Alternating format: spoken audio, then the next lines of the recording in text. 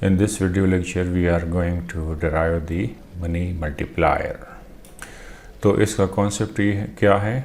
इसका कॉन्सेप्ट ये है कि अगर central bank of the country money supply करता है, फॉर एग्जांपल 10 मिलियन, राइट, तो इसका इम्पैक्ट जो है मनी सप्लाई पे सम मल्टीपल ऑफ 10 मिलियन आएगा। तो it can be twice, it can be thrice of this 10 million.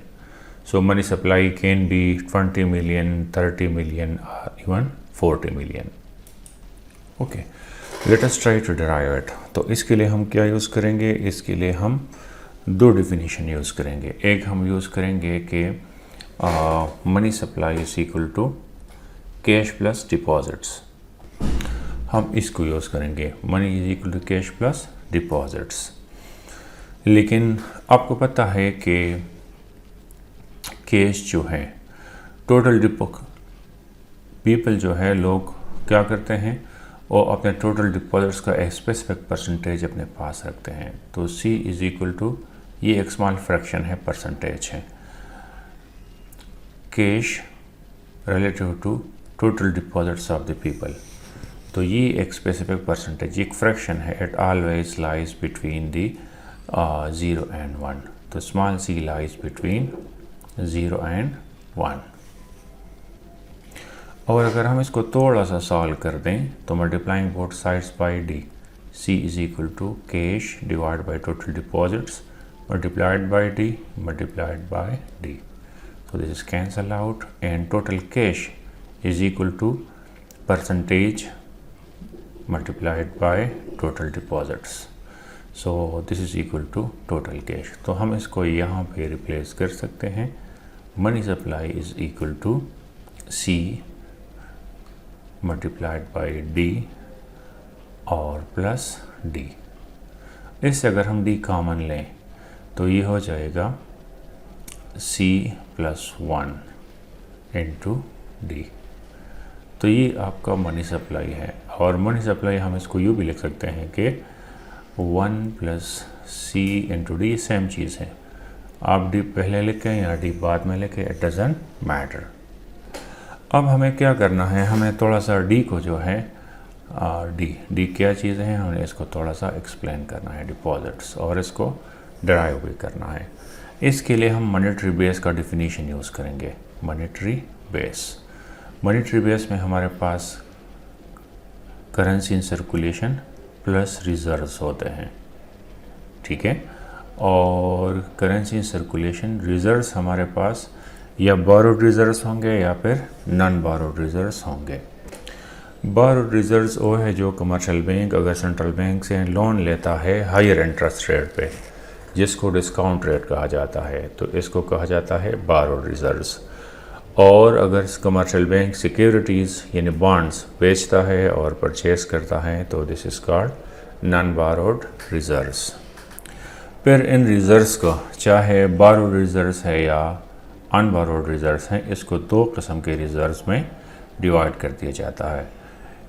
एक को कहा जाता है रिक्वायर्ड रिजर्व्स, ये कंपल्शन होती है स्टेट बैंक की तरफ से। और दूसरा होता है एक्सेस रिजर्व्स, ये कमर्शियल बैंक अपनी मर्ज़ी के मुताबिक अपने पास रखता है।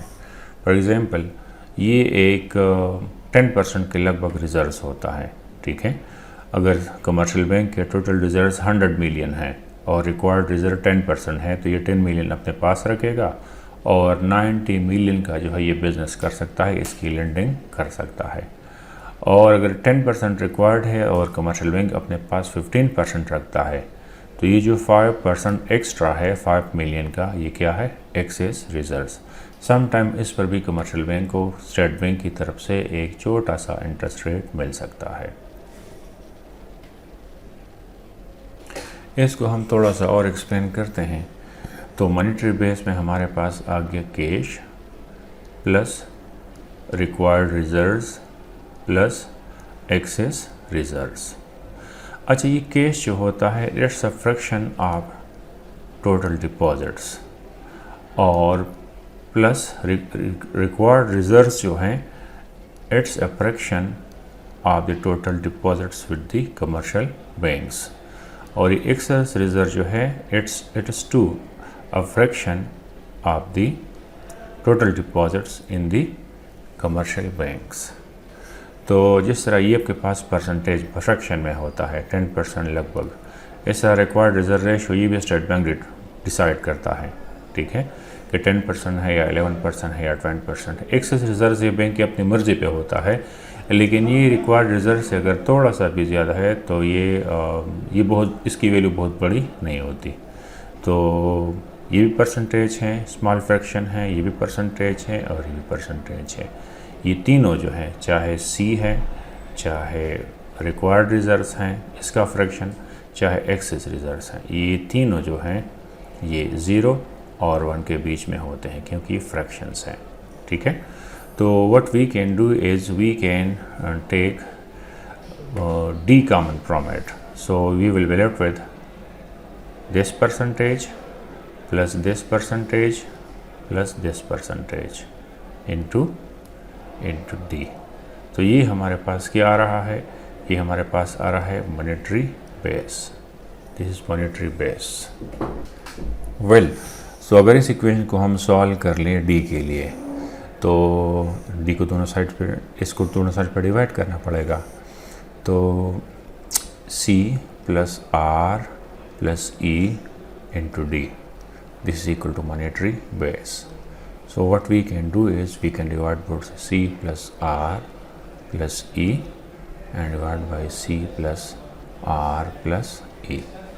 Cancel out and d is equal to monetary base divided by c plus r plus e. तो अगर हम इस इक्वेशन को फॉर एग्जांपल कहें इक्वेशन नंबर 1, तो पुट इन इक्वेशन 1 इक्वेशन में इसको पुट कर लें तो money supply this is equal to 1 plus C into D की जगह ये value monetary base divide by C plus R plus E. तो हम इसको थोड़ा सा रीअरेंज कर सकते हैं। Money supply this is equal to 1 plus C divide by C plus R plus E into monetary base. तो दिस इज़, ये आपका क्या है, ये मनी मल्टीप्लायर है। याद रहें कि ये सी आर और ये तीनों जो है ये फ्रैक्शंस हैं और ये हमेशा बिटवीन 0 एंड 1 होते हैं और ये है आपका मॉनेटरी बेस। सो ये है आपका मनी मल्टीप्लायर।